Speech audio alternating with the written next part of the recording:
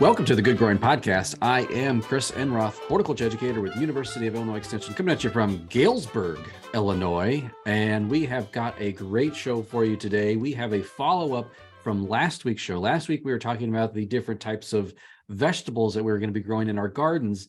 Today, we're going to be talking about some of the more ornamental things that we're going to be placing in our yards and landscapes.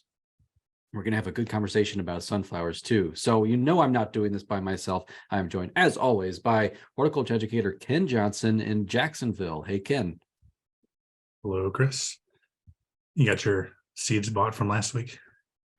Do you know how many tabs I have open right now, Ken? How many seed company tabs? As I can't keep track. And today has made things even worse with what we're talking about today, because some of these things are things that I'm growing from seeds. So it's ridiculous. Nothing's been ordered yet, though. I'm paralyzed by choice. Better get on it. Did you get things started last weekend as you promised? Yes. So what did we start? We started. Oh man, I'm drawing a blank. What did we start? Did you do onions? Not yet. Not yet. Maybe next week. Greens. No. All right. We did Veronica. Put the Snapdragon seeds in the refrigerator. I said to chill them first, so we'll do those soon. Did our artichoke and cardoon. And we did poppies. I think we started some poppies too. Well, that's a good amount of things to get going. So way to go. I mean, you're like 10 steps ahead of me. So that's great. And this week we are also joined, and let's see how much seed starting she got started. Boy, you should not say that sentence very fast so many times over. Emily Swihart, horticulture educator in Moline. Hey, Emily. Hi, guys. I haven't started yet. I have not started anything yet. Feel better than better about myself. Yep. I have on the calendar at the end of February. So that's I'm going to give myself next week and then I'll start. I guess I should add, I do have things ordered, but it's not necessarily personal gardening related. So if anyone has gone back and looked at Emily, Ken, my New Year's resolution article, it was about being organized. Ken, he's on top of that. The one thing I had stated is that I want to save time to garden personally, not just for work, and it's just kind of shaping up as business as usual. I have lots of seeds and things coming in the mail for work, nothing yet for me. So 2024 we'll just reach for that year next year. Don't give up this year. I don't count myself out until like July. You can still plant. You're fine. You're doing fine. I've done that. I've done like maybe this tomato seed will give me a tomato like July 4th. Like no, too late. Fall garden. Yeah. Just focus on that. There you go. Then I got to order the seeds and I still don't get around to it. So, oh well. I'll save you some. Oh, thank you. Can I just Ken, just go over to his house, help him out. Start planting random stuff in your yard. That's fine. That's kind of how I work anyway. So, oh goodness. Well, guys, so today we're talking about ornamental, some more of that landscaping type stuff that we're going to putting in the ground this year, and we're also going to be diving into sunflowers. So just real quick off the top, Ken, would you mind kicking us off and telling us about an ornamental plant, flowering plant that you plan on growing this year? So I can start with kind of the newer stuff or stuff we haven't grown before. So one we're going to try is Cupid's dart, which is a short-lived clump-forming perennial that has blue to lavender blue flowers. Apparently, the early Greeks and Romans used it to make love potions. So that's good for Valentine's Day. Happy Valentine's Day, wife. I'm growing a love potion plant. Wait, so what was this? What was the is there a scientific name attached to that? Cupid's dart is that a cultivated variety name or is that the plant name? I think it's the plant name. It's Cetanchi cerulean. It's Sounds like something in a D&D campaign. I don't know what that is. Okay, so that's totally new and out there. What was it? Cupid's dart? Yes. Hmm. And it will Okay. self-seed. So hopefully we're not regretting this decision come next year. And hopefully neither is the entire state of Illinois. Yes. There's that. So There's Mhm. that. the state of Illinois does, this podcast will disappear. And you might too, Ken. Chris Evans will come get me. He will. I wouldn't want to be on his bad naughty list. So yeah.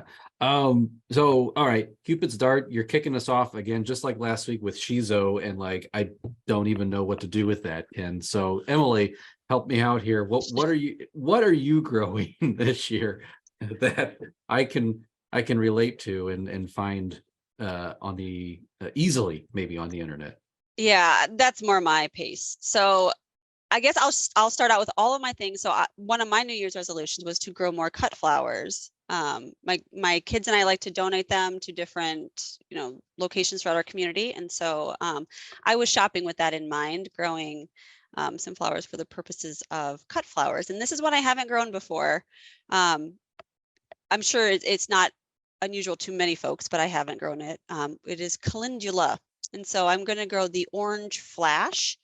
And although it has, orange flash in its name, to me, it doesn't seem like it's going to be that flashy of a flower. I don't tend to migrate towards the flowers that are that really scream at you with orange. Orange is my least favorite color, and so that to me is I tend to stay. I know, University of Illinois. I'm struggling here. You still like blue though, right? I love blue. I do There you love go. blue. I do love blue. Yeah, There's nothing. 50%. Yeah, yeah. There's nothing wrong with orange. It's just not my color. I don't. So we'll put that out there.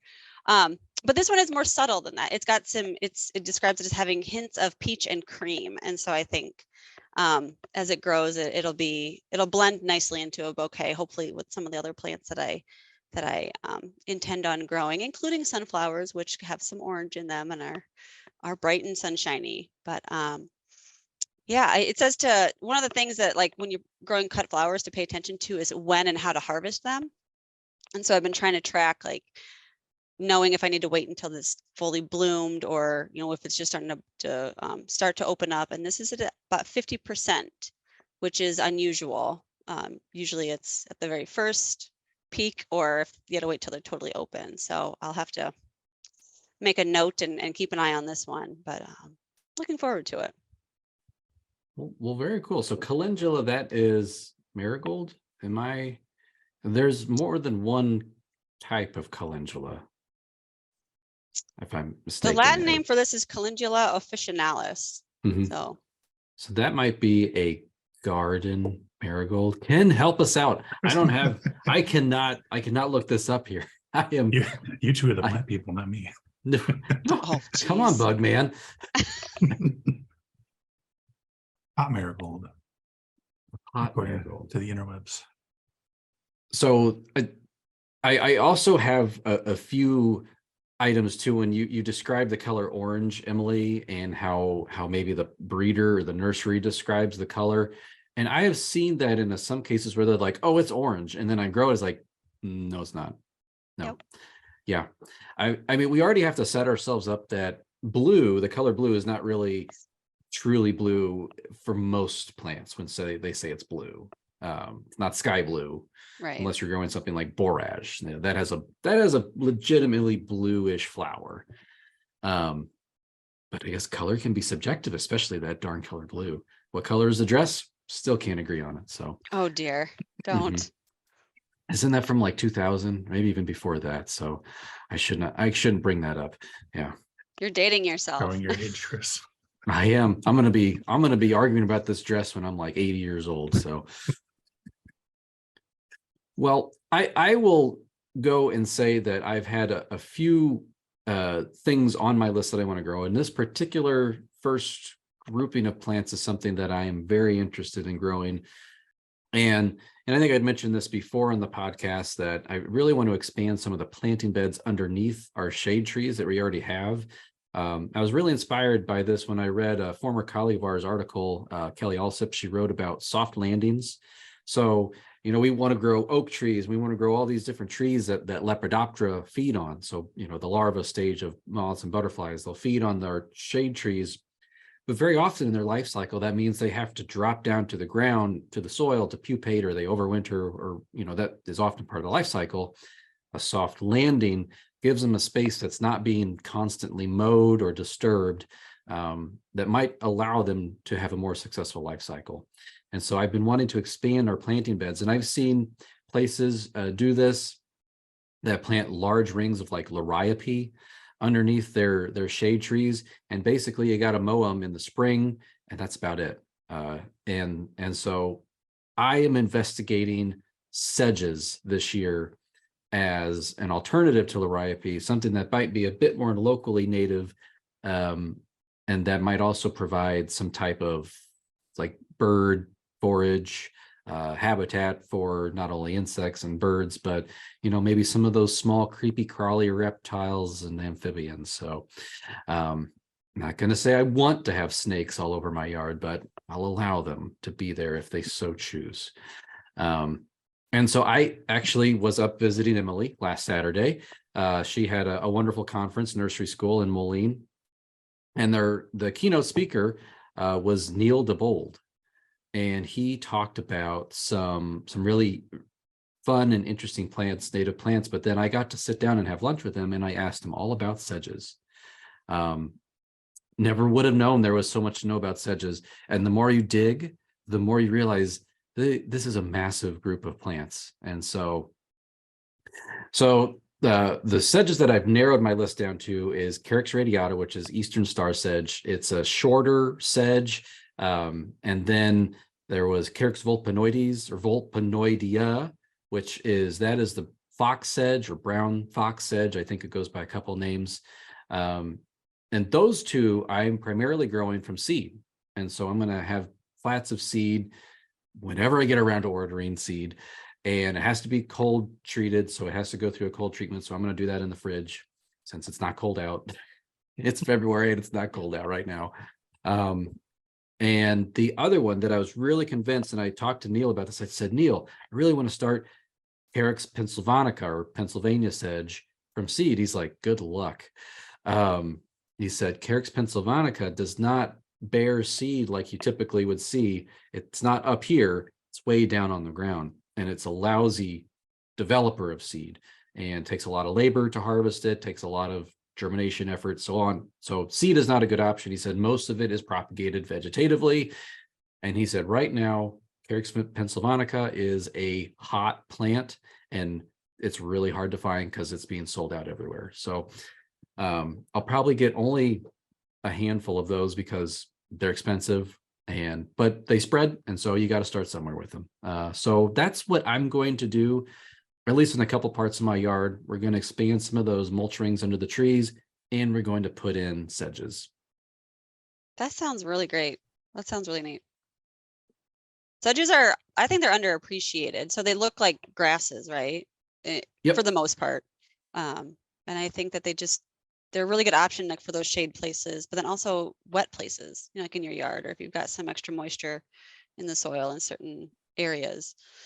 I might have to look at some sedges, actually. Mm-hmm. Put that on the list. And I think a lot of people, or maybe it's just me, when you hear sedge, you think nut sedge. Oh, yeah. Oh, no. I think that gives them all a bad name, unfortunately. I only have a hate relationship with yellow nut sedge, so I despise that plant. And buy me a drink someday and I'll tell you why. So it's a long story, and it's completely PG, so don't worry about any nighttime nightmares. No. So future podcast. That's future podcast, plants we hate and why. So all right, sedges for me. Ken, what you got next on the list? So this year we're gonna, like I mentioned, we're gonna do some poppies. We haven't done those in the past. We've got Hungarian blue, which is violet flowers. Ladybird, which is a shorter type, it's about 1.5 feet tall. Red with black blotches in the center. We got bridal silk, which is pure white. And then Princess Victoria Louise is salmon colored. And then Flanders poppy, or what you typically think of as a poppy, the red poppy you see everywhere. So we're going to do those. We're going to try some Nicotiana or flowering tobacco.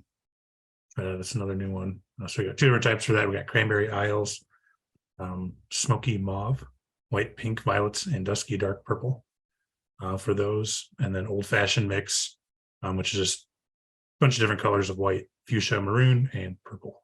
And with these, they release their scent in the evening. So we'll probably do those like around our deck or something like that. So you can smell them at night when we go outside. That's cool. Correct. Is there any pollinator relationship with flowering tobacco? I can't remember. Because it's a very tubular flower. I would assume it's probably moths, since it's doing it Moths. at would be night. it. Mm-hmm. That's most, I'll say all, because there's always the exception. But usually if it's releasing its scent at night, it's probably going to be moth pollinated. So you're going to do some night lighting, Ken, and you're going to be catching some moths and doing some bug counts in the backyard. Is that what you're saying? Maybe we'll have to see. We'll have to see if we're successful in growing them. Well, that the idea of people doing these night lighting insect catches at night is kind of catching on. I'm hearing more and more about that, and you're able to get a better glimpse of kind of your species diversity, because most people collect during the day, not at night. And so that's really cool that you're incorporating a lot of like night, like fragrance into the garden. We'll see. Maybe go out with a black light and set it up by the flowers and see what shows up. There's another future podcast. That's right. On Ken's back deck.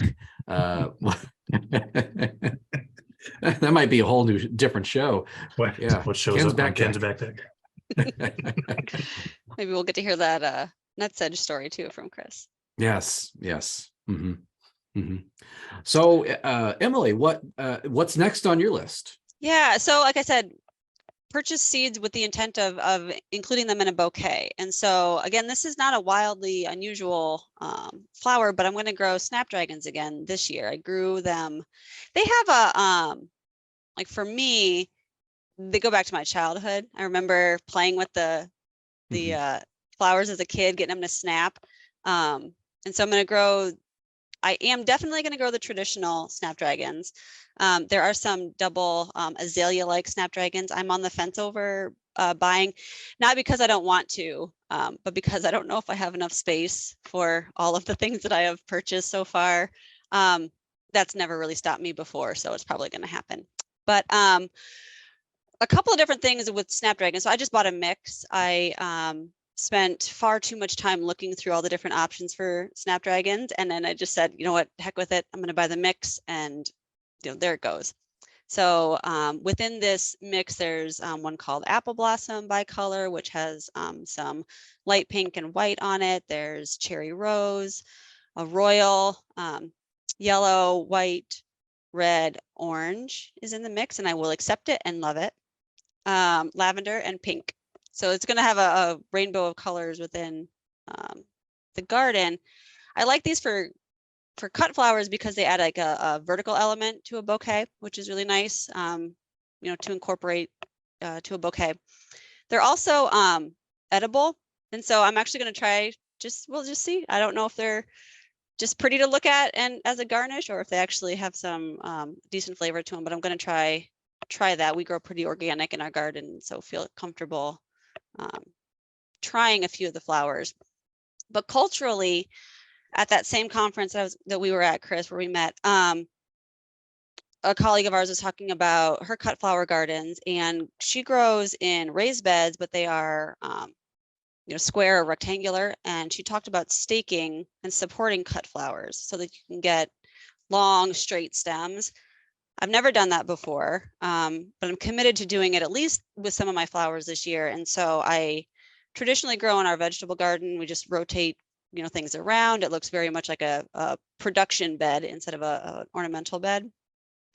But I think I'm going to try to lay out the garden in more of a grid pattern in these blocks for the cut flowers instead of in rows, so that I can stake them. And so going to give that a shot and see what that produces for us, and see if I make the time to do that. But that's the intent right now. And yeah, again, I love snapdragons. They're kind of a heritage plant, I think, for many folks. And so I'm going to start those. Actually, that's one of the first seeds I'll be starting in a couple of weeks here.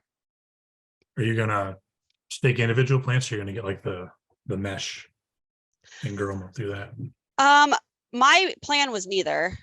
So I plan on using some like T stakes that we have, some iron posts, and doing them on the four corners and doing sort of a web pattern. See how that works, which is some string that I've got that I've used in the past for different garden purposes. It's pretty protected. I do also plan on kind of planting things around it to protect it even more from the wind. And so, yeah, we'll see how that goes. Perhaps I'll regret it, and next year I'll have to invest in the actual grid. They're the mesh to grow them. But like I was telling you guys, like we donate these flowers. I don't make any, I don't sell any of them. We give them away. And so I don't lose too much sleep over if the stem has a little crook in it either. Well, that's really, I will say, when it comes to that plastic mesh that a lot of cut flower growers use, they must have a really ingenious technique for cleaning that bed out at the end of the season, because I've used that for growing as a trellis for cucumbers. Holy cow, I basically got frustrated and threw the thing away. I could not get the dead cucumber vines off of there. So that mesh stuff can really be kind of a pain, at least in how I've used it, and I probably used it wrong.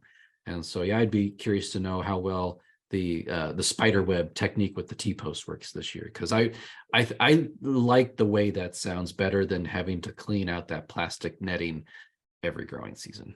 Yeah, and I do know some commercial growers will do a couple of layers of a web, you know, like as the plants grow, they will add. And I want to put it out there right now is that is not my intention. If I get one web done, I'm going to count myself as successful, because we just grow a lot. We have a lot going on. You know, like I said, I'm not selling these, and so I'm not going to worry too much about it. It's more an experiment at this point. But if we can get some really nice flowers to give away, I think that'd be great. Very cool. Very cool. Well, my next plant is because I was surfing and looking for sedges, and I found a plant from my childhood that I absolutely, I just grew up with it, and it is Mayapple. I remember as a child, springtime, my parents, where they lived, they had about 20 acres of woods, and springtime was just like Mayapple time, and absolutely loved them. You know, as a little kid, running through a grove of Mayapple, you know, they're up to your knees or your thighs as a child. As an adult, they're probably shin to knee high. And Mayapples, you know, if folks aren't familiar with them, they're like umbrella plants. Like they're on a singular stalk, and there's just like this umbrella of foliage there that radiates out from the center of that stalk. And if there is any such thing as forest fairies, they must live under Mayapples. That's a prerequisite where they must live. And so that's just a plant from my childhood. Where we live now, we have woods behind our house. There are no Mayapples that we've seen in the last 3 springs that we've been here. And I just want Mayapples. I just want to see them. They're a fascinating woodland understory spring ephemeral plant. That's actually seed spreaded by box turtles. We have ponds nearby. Those are most certainly have box turtles in them. And so I just want to plant Mayapples, and kind of like Pennsylvania sedge, Mayapples are really only propagated commercially using divisions vegetatively. And so I'm going to get a couple. Again, ordering plants is expensive, and so, compared to seed, and so I'm only going to get maybe half a dozen or a dozen Mayapple starts, and we'll get them planted this spring, and we'll nurse them along, and hopefully they'll be lush and beautiful next year. Chris, I love Mayapples. I hope you get a whole colony of them. They are. I agree. That's where the fairies live. And they're really fun when so the flower is actually underneath the vegetation, and so it's a really nice way to get up close and personal with those gorgeous plants. They're beautiful leaves. They nothing really bothers them too much that I've seen. But oh, I hope you have a good colony. I do too. I think we Bring have on- a good space. Then we'll watch as the box turtles move in too. So again, we're trying to incorporate more habitats and more native vegetation that can be a bit more supportive of all walks of life, even Ken's favorite snakes. So they can live under there too if they want. So Ken, what is next on your must plant list for this year, or will plant? So we've got a few more kind of completely new, and then our standard 4 that we always grow. So we got African daisy, something we're going to try. It's called, this one's Polar Star. So white flowers with an iridescent purple ring around the centers. So we're going to try that one out. A hibiscus, Texas Star. It's hardy to zone 6 to 9. So hopefully we can get that to stick around year to year. It's 3 to 6 feet tall. Hollyhock-like flowers, 5-petaled scarlet red. Supposedly George Washington planted it, so be like him. And then we've got Cardinal Climber. You don't end up regretting that one too. That's an annual vine, and so the last several years we've done scarlet runner bean along our driveway. We've got some lattice up along our deck on the west side of the house to keep the sun off the kitchen and stuff. So we're going to try the Cardinal Climber there. So it's got the driveway there. So hopefully if it does reseed, it's got a limited space to do that in. So, and then the last kind of completely new is stock, evening scented stocks, another one that's going to be smelly at night. So it's also called melancholy gillyflower because of its drab and downcast appearance during the day. I was just going to say, I love the fragrance of stock. Then you said that. So then at night it opens up. You have lavender, white flowers, and a pleasant smell, or intoxicating scent, according to the catalog. You cannot scent or sniff and drive when it comes to stock, so don't do that. Oh, well, you can also use stock as a cut flower. So if you ever, need to do some improvisation with cut flowers, there you go. You'll have some stock. A couple of the oddballs that I'm going to try to grow again this year for my cut flower garden is they're good for dried flowers. And so this is kind of in addition to some of the plants that I harvest out of our landscape anyways. So like seed heads. I grow a lot of echinacea. And so like those seed heads are really pretty, as dried contributions to a dried flower arrangement. Rattlesnake master is another one that I really love. Like it's just a unique flower. I'm going to grow Strawflower. So I grew this last year, and I know that because I saved seeds from it, but I have no memory of where it was at. Just no memory at all. I don't know what happened. I don't know where it was. I'm not sure where I harvested the seeds from. It's just the strangest thing. So I'm going to grow it again this year, both the one that I grew last year, which is pink in color, and then a new one kind of purplish this year. And so a Strawflower, I'll cut it during the growing season, but also let some go and save them for dried flowers. Similar, but a different shape to that would be Gomphrena. Now I did grow Gomphrena last year for the first time. It's also called Globe Amaranth, and I did not know what to expect. I hadn't grown it ever, but I was just really pleasantly surprised. It was like a rose color. I can't remember the cultivar. I did save some seed from it, but this year I got what's called formula mix. It's a mix of kind of darker purple, some lavender, some white, pink hues in the mix. Again, I couldn't decide, so I just got a mix, and we're gonna put it out there. But these are the most adorable flower heads I think I've ever seen. They're just tiny, a little larger than a marble, you know, kind of a like big cherry size, and they're just cute, like little buttons on the flowers, and they get these really long stems, and you can use them, you know, for filler in a bouquet, or just in a, you know, pack them together for a really formal type of bouquet. But looking forward to growing those again, and looking forward to growing Strawflower, I guess, for the second time. We'll see. Have you guys ever done that where like you see that you've grown something and you just have no idea where it was? Yeah, some of the different cultivars and stuff we've grown. Like I look at the list and like I don't remember what that looked like. No, I have seen pictures that I've taken, and I've thought, whose yard is that? I'd never seen that plant before. It was my yard. I planted that. Yeah. Mm-hmm. It'll be, I'm sure it was a delight last year, and I'm sure it'll be a delight again this year for me. We'll just repeat.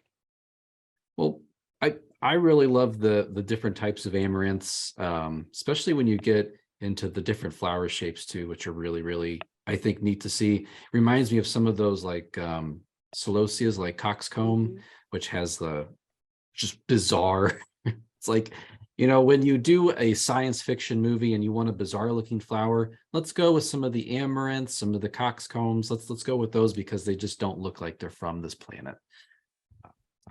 Those are some of my favorites. Yeah. I grew the plume celosia and the like brain celosia last year, and yeah, really, really fun. I had more than one friend out into the garden and go, what is that, with the brain celosia? And I grew the, let's see, there was like a yellow and orangish color, and I got some pinks. It was called Chief Mix, I believe is what it was. It was really, it's really fun to grow. Yeah, we're gonna grow some celosia this year. We've got one of the brain types. Was it Corona? And was it it's a yellow and red? And then one of the spike ones, it's Asian Garden. It was an AAS winner in 2017. It's got pink flowers on it, so can report back on that. I didn't do any cutting, so like with cut flowers, a lot of times you'd like head them back or cut the plant back so you get more of a branching you know, form to them, and you would force more blossoms on it. I knew I should have done that with the celosia, and I didn't. And the stalks on some of those, the brain celosia, were huge. Like the size of the flower was large, but like it was almost woody in texture. It was really impressive. The pruning saw out to make cuttings of those guys. Yeah. Yep. Well, kind of speaking of some All-American selection winners, award-winning plants this year, I am growing the perennial plant of the year. And so that is the American Gold Rush Rudbeckia. It's a black-eyed Susan. It was All-American selection winner in 2020. And this year, 2023, it is now the Perennial Plant Association's Plant of the Year. And I do have black-eyed Susan already in my garden beds, but it gets awful, what I believe is septoria leaf spot. So the plants don't look that great towards mid to late summer. And so I would like to rotate in this particular black-eyed Susan in there because it has a resistance to those leaf spot diseases, and it has performed very well, hence why it's been winning all these awards. And so I'm going to be tossing in American Gold Rush black-eyed Susan into my pollinator bed, because I've also put in a lot of other plants last year. So a lot of purple flowering plants too. And like ironweed is one of those. And so actually I have a lot of those. And so so we will be having a purple gold flower scheme late in the season. And I that's just kind of why I've selected it. And so all American Gold Rush, it gets about 2 foot tall. It will spread kind of like most Rudbeckias do, but it's, from all the pictures I've seen, it's like fairly contained spread. It's not like with some Rudbeckias that I've grown in the past, it's like, oh, across the yard, a Rudbeckia popped up. So, but we'll find out, I guess, over the years how much this plant likes to move around. And if it wants to move around and it looks as good as it says it does, I'll be happy. It'd be interesting to see how that does for you, because we pulled all of ours out. It just got by like mid to late summer, the leaves would just be like purple. There's so diseased and stuff. So we just got to the point we pulled everything out, and we have not really replaced it with anything. We've just been doing annuals where it was. So where you have been growing like the old Goldstrom Rudbeckia type, I mean that's Probably. general. Yeah. So this is supposed to perform better. Goldstrom was like the bread and butter of the industry about a decade ago, and then what Ken just described, it just happens. People get tired of looking at half dead plants half the summer. So yeah, hopefully it'll look really nice all summer. Well, Ken, how much more room do you have in your yard? I think we're gonna be killing off large patches of grass to fit everything in our yard. That's the spirit. I like to hear that. So we've got a few others. I won't go into detail, but we're going to do some marigolds, some nasturtium. That's something we've done every year.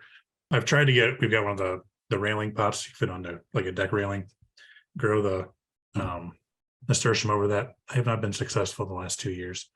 I don't know if it just gets too dry on them, but we'll try some different types, and hopefully one of these years I'll get it to work. Got some sweet pea and coleus and status and stuff, kind of some others. And then cotton, we're gonna try a new cotton this year. I don't know if I mentioned that in previous podcasts or not. Arkansas green lint. So it's gonna have a green cotton boll instead of white. So we do the red foliated cotton we've done every year. It's kind of got that purplish leaves on it, and then a white cotton ball, and the green lint has green, kind of a olive green color to it. So that's the new cotton we're trying this year. And then kind of the big four we do every year are gonna be snapdragons, cosmos, zinnia, and sunflowers. And we've got 6, 7, 8, 9, 10 our cultivars of some of those. So we went a little crazy with some of that stuff. So I think that's okay to go crazy with flowers, Ken. I support that, it. Yeah, is that kind of like a mixture that you do, and you just sort of throw it out there and just like grow, do your whatever thing? happens. Okay. And usually we kind of do it by height, and whatever else happens. So like some of the zinnias we've grown in the past, I couldn't tell you what's what, because it just gets planted and we don't necessarily keep track of what's where. Do you save So- seeds from any of those from year to year? Do you? Okay. No, we just leave it. And if birds eat it or whatever, we usually don't, when we buy the seed packet, we usually don't plant all of them. So if we wanted to, we could, if we had one we really liked, do it again the next year. Yeah. And like I'm also growing zinnias. I've always grown them. Like you said, it's one of the must-haves. And I bought some new seeds this year just to get a little more variety in the garden and know for sure what I'm going to be getting as cut flowers. But usually we save the seed. It's one of the easiest seeds, I think, to save. Let the seed heads mature, and then go cut it, in the fall and keep it. I've had very, very good success with that. So if anybody wants to start saving seeds, I think that's a good spot to start. They also just keep producing. They grow and grow and grow all the way through the season. So it's easy to let seed heads mature because you've got so many of them. You just go look at what you didn't get cut. But yeah, I love zinnias. I am getting some giant dahlia sized ones this year. I don't know if you have any of those like really, really big ones. Our master gardeners last year had some. I swear they were the size of a dinner plate. Like they were amazing, just amazing. And of course they do take especially good care of them. I'm not sure my zinnias will be as well cared for as our master gardeners do, but I'm gonna give it a shot with these just giant flowers that are in all the bright colors. And so we'll have to compare, Ken, when we start getting our flowers. Try to make sure I keep track of what's where. Yeah. So when I Or take pictures, I don't. can tell you what it is. Yeah. For cosmos, are you growing any of the double cosmos? I'm gonna just go straight. The Versailles mix is I what I'm gonna think- grow this year. Yeah, everything is a single. We did one last year called Seashells, where the petals Yeah. actually kind of curl, almost like a hollow Mhm. cone on them. We usually do the singles because when I'm picking flowers anyway. My wife sometimes not. I usually when I'm picking them, I try to avoid a lot of doubles, just pollinators and stuff. But Mhm. sometimes if they look cool, it's worth getting in. But I usually Or stick to cool singles and names. stuff. Or Or cool cool names. names. Ken is a sucker for cool names too. If you're a plant breeder, give it a cool name, and I'll probably buy it. Hook, line, and sinker. There's one on the cosmos that I'm on the fence about. Again, I don't know where I would put any of these things. I ran out of room a long time ago, but it's called Cupcakes Blush, and so it's semi double. It's not quite as full as some of the other doubles. You can still see the interior, but I don't know. With a name like that and it's pink, I mean, hard to say no. Mhm. Now, And okay, again. so we usually, I think a lot of people, I think cosmos is the orange ones is one you usually see. Right. And my wife, she likes orange, but she does not like orange cosmos. So we haven't grown those in a while. So we're doing a lot of the apricots, the whites, the pinks, most purples and stuff. So there's a lot of different colors out there. If you don't like orange, there's other stuff out there. Yeah, I'm not growing the orange, and that is probably no surprise to you guys now. We know orange is not the color for Emily. Names Just- for Ken, no orange for Emily. Yep. Couple of the other ones that I was going to grow this year that I haven't grown before. One I'm on the fence about. Again, haven't bought this one because I've not grown it, but it's appealing in that it is called Mrs. Burns lemon basil seed. So it's a basil, so it would be edible, but I would grow it as a filler for cut flowers. And I think that the fragrance, I love the fragrance of basil, and when lemon basil has that kind of lemony, bright fragrance to it. I don't know if I can dedicate a whole space in the garden just for an herb that I'm going to cut and put in. You can use it as an edible. I don't often cook with herbs, and so it would be for cut flowers, but I don't know. I'm on the fence. I would take a vote if you guys wanted to. Do it. Oh, well, there you Always go. do it. Yeah. Okay. We're always Twist my game. arm. Yeah. And then finally there's one ageratum. Pretty well known, pretty common cut flower or ornamental flower to grow, but it's got some really pretty colors of purple and pinks and whites. You might sense or might have picked up on that I really like those cool colors, and so this one attracts some butterflies and bees also. And so I like that because I don't clear cut the garden when it comes to harvesting flowers. Of course, there's going to be some that are left behind. I like that it is also going to be caring for those pollinators that will then be visiting our squash plants and other garden plants. And so looking forward to ageratum. I think 2 years ago I grew ageratum houstonium. Man, don't ask me for a common name on that one. I do not know. It was kind of a dwarf version of that, like the purple little ball flower, and it did not do very well in my front garden bed. It was because it was probably too dry and too much shade, I would think.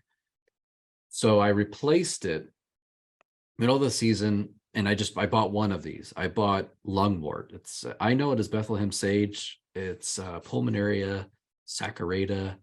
I think it means like pulmonaria because it used to be used for like medicinal things. So, but it has these it's like powdered sugars on these green leaves, and it has a beautiful bluish to reddish flower.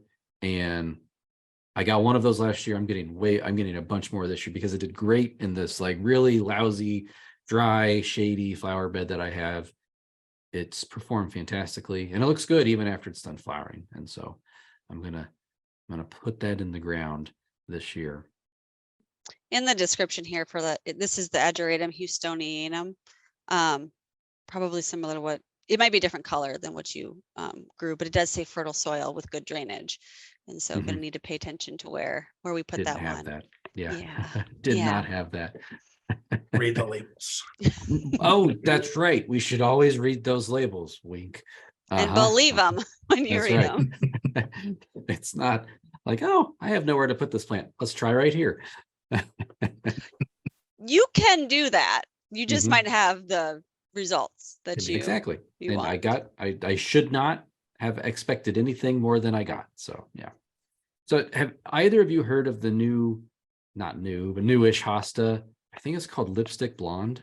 It's got the red stems or petioles, and then it has yellow foliage. I saw that again at the nursery school presentation, and I'm like, when I was talking about sedges before, so picture in your mind, both of you and all people listening, watching, whoever, big shade tree. We got some background evergreens. We have a ground cover of sedges. So very kind of darkish green kind of flavor. What if we put a lipstick blonde hosta as accents in that ground cover? It would pop like fireworks on the 4th of July. It would be so contrasty, it has to the point of being gaudy. And so I'm so excited to try that. And lipstick red hosta is so expensive. I will do this one leaf at a time if I have to. But that is my goal. I saw that picture of that particular plant. I'm like, that's it. So yeah, lipstick blonde. And if you're wondering, you can look at that image online. What you see is a bright red stems, like a vibrant yellow leaf. That is springtime. It kind of dulls throughout the growing season. That's what the nursery or the grower had said. She said that it kind of dulls over the summer. So don't expect all season long to have these vibrant colors. I have seen pictures of that. I'll be curious to see how it does in your landscape. I know the photos can be deceiving, or modified. I'm curious. Those are pretty bright colors for a hosta. So it is amazing. It's amazing what breeding can do, like what these different breeding programs produce. I think that's, yeah. It almost looks sickly. It does. Yep. Love it. Make people ask questions. That's kind of what I want to do in my yard. I want to incorporate more native plants. I want to I just want people to ask me about why are you doing this? And I think that's maybe a good place for like Emily and Ken, myself. We can do weird stuff in our yards, and we can talk to people about why we do those things. Like we grow weird vegetables, we grow weird ornamentals. That can be a conversation that we have with people. Whether you want to talk to them or not, Ken, it's up to you. Ken just plants more plants to keep people away. Sunflowers all over. 8-foot sunflowers. Yes. Oh, folks, well, we did it again. We just talked so long about the plants, the ornamental plants we're talking about in our yard. We couldn't get to the sunflowers, but we are going to go ahead and record that episode right now, but that won't be released until next week. So you're going to have to wait another week until you get to hear all about sunflowers. And I know you're screaming at me right now. Like, when are you going to talk about sunflowers? It's coming. I promise. We had a lot of great information about the plants that we talked about this week. If you want to check out our garden vegetables that we had mentioned the week before, we'll leave a link to that in the show notes below. And Ken, Emily, thank you both so much for once again hanging out and talking about the new, the weird, the awesome things that we're growing in the yard and landscape this year. It was my pleasure. Thanks for having me back. Yeah, thanks for being on again, Emily. And thanks, Chris. I think I've got some more stuff to grow next year now. So I think get rid of some more lawn. Don't need it anymore, do we? Yeah. Let's talk about sunflowers next week. Oh, you bet we'll talk about sunflowers next week. We're going to have Emily back.